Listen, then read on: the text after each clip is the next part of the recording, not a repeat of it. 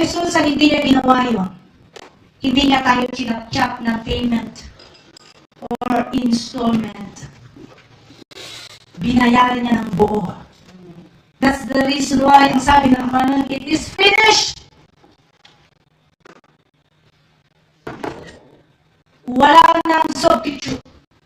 At wala nang pwedeng gumawa sa ginawa ng ating Panginoon doon sa krus ng Kalbaryo. Because of the cross, ay nagkaroon ng kaligtasan.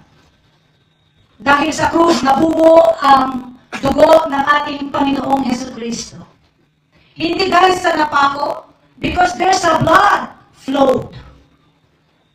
Pwede naman tayo magpapakong ganyang pako. Di ba? Sa Pilipinas, marami nagpe-penitensya. Ang sabi nila, panata na nila yun. Well, it's okay. That's their panata. That's their vow.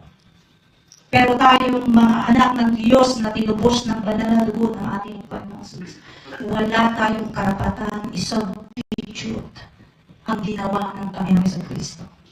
Noong si Abel ay pinatay ni Cain, let's open the Bible in the book of Genesis 4:10.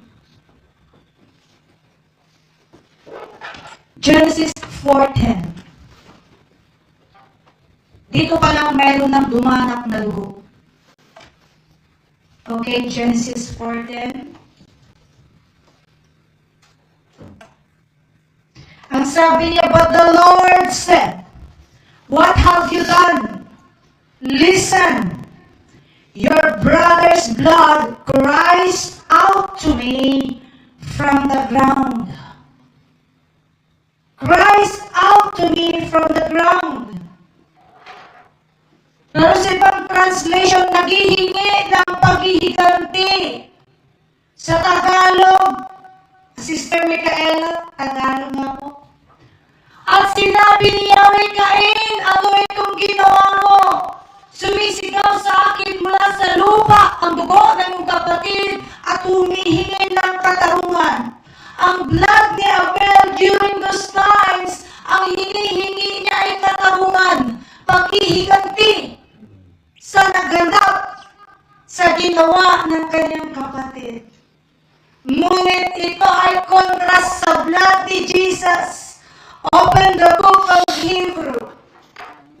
Hallelujah. Nais ng Panginoon at maunawaan natin gaano kaimportansya ang banal na dugo ng ating Panginoong Jesucristo.